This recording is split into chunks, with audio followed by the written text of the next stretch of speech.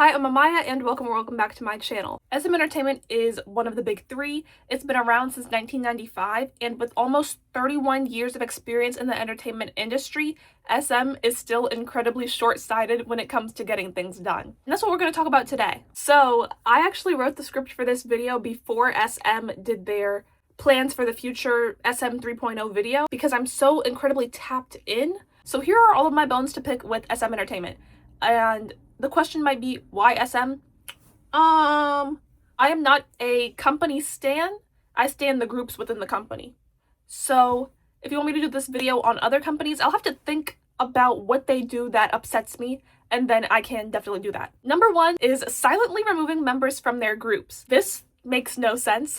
Everyone knows that Winwin is not in Wavy anymore. He hasn't been in any promotional material in years, including a poster, an album, a concert. We have not got a photo card. They never even made an official announcement about him leaving 127. And I think that was like 2018? I guess Winwin just gets the short end of the stick both times. Where is SuperM? Do you remember January of 2023? They posted this teaser video saying that SuperM would be returning.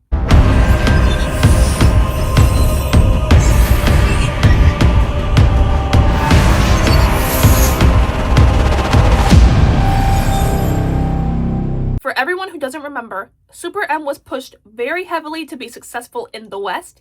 The group featured members from every SM boy group at the time, except for Super Junior and TVXQ. So I actually was wrong when I said that.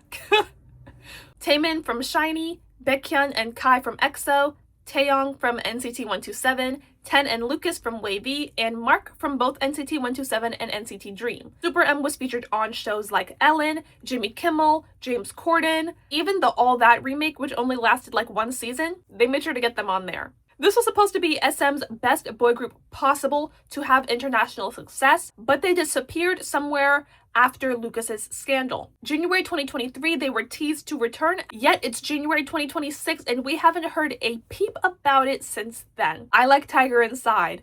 I like Jopping. I am jumping. I'm jumping and hopping. It's so silly and over the top, and it was just everything that I listened to K-pop for. Even the formation of SuperM didn't make much sense. Ten and Mark were the only members who speak English. So how did you form this group to appeal to the West and you only had 2 members who speak English? Plus, all of the members have their own groups. So SuperM would only have about 1 comeback a year. Even in the best case scenario where SuperM topped the charts with every release, did they expect people who liked their music in the US to wait a whole year to hear from them again, instead of just getting into other K-pop groups? Maybe they were trying to use SuperM to gain popularity in the US to then make people fans of the individual groups that people come from. Maybe that was the plan. That's not too bad if that was the plan. Maybe that did it work? I don't know.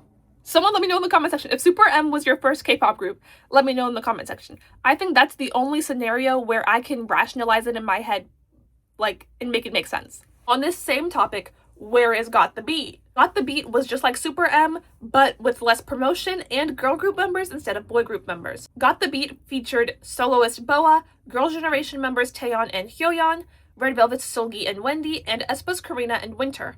They had a debut and a comeback, but we never heard from them again. Instead of aiming for the Western market, they were just a K-pop supergroup, which was a better decision in my opinion. However, their lack of promotion didn't lead to this going anywhere.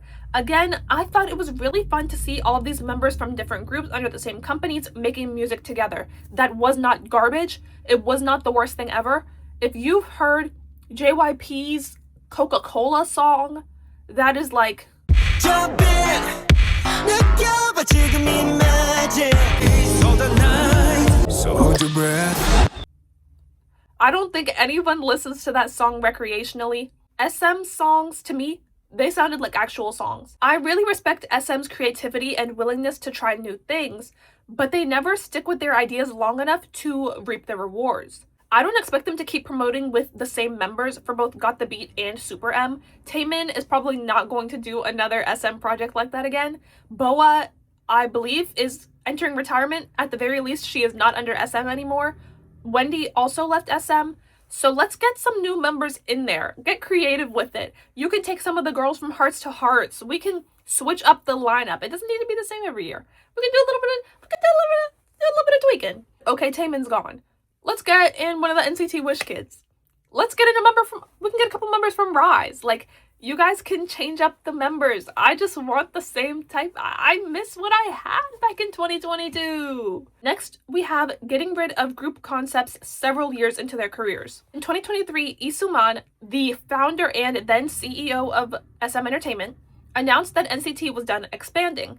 The group that literally was meant to have people everywhere. He said that we were going to have NCT Thailand, Vietnam, Indonesia, South America. At some point, we were going to be getting an NCT Hollywood. I was going to be an NCT. You were going to be an NCT. What happened? They canceled it, and now we only have NCT 127, which is based in Seoul, NCT Dream, which we're going to talk about later, NCT Wish based in Tokyo, and Wavy based in China. Speaking on NCT Dream, they were meant to be the youngest members of NCT and rotate out. So whenever someone hit a certain age, I think it was 18 or whatever the adult age was, they were supposed to leave the group and go into a different unit, and then somebody new would come in. After Mark graduated, they canceled this idea and brought Mark back to the group because fans complained about it and decided to continue on as a fixed unit. Okay.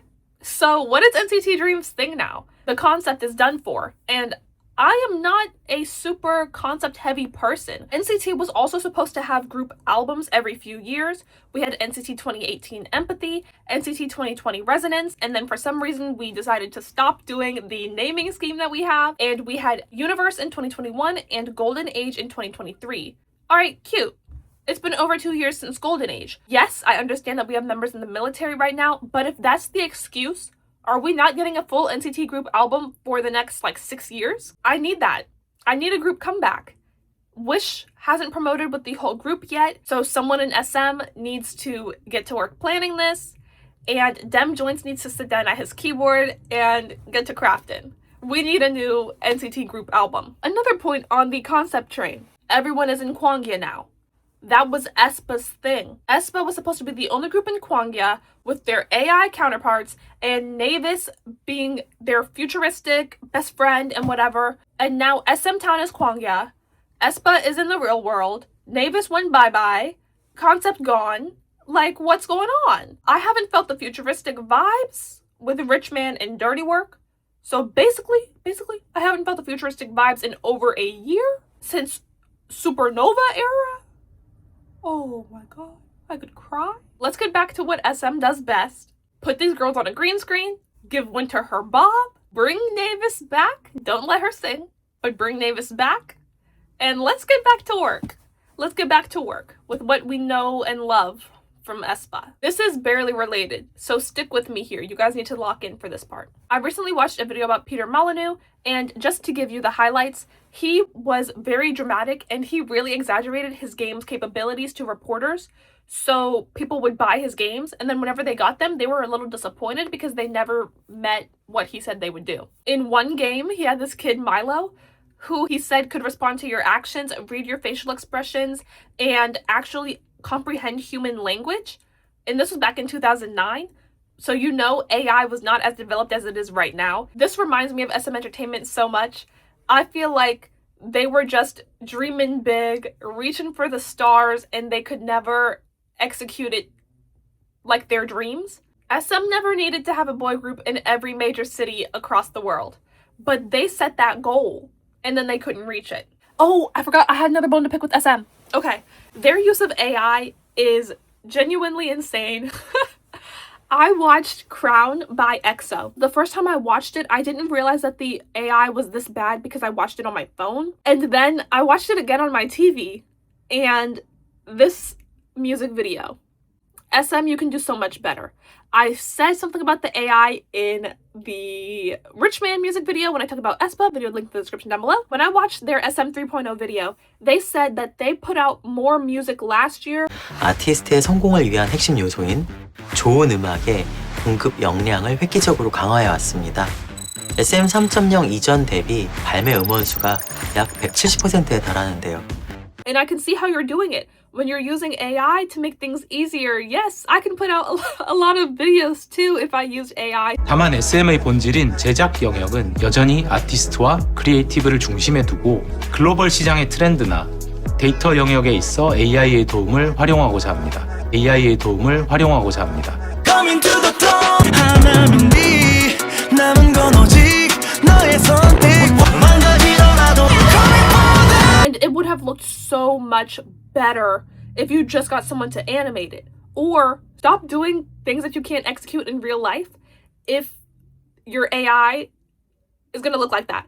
It's even past the point of you using AI. It looks like that. Like, come on, that feels kind of disrespectful. Like, so if you want to hear about my issues with other companies, comment down below and I'll get to working on those videos for you. Thank you for supporting my channel, and I'll see you in the next one. Bye!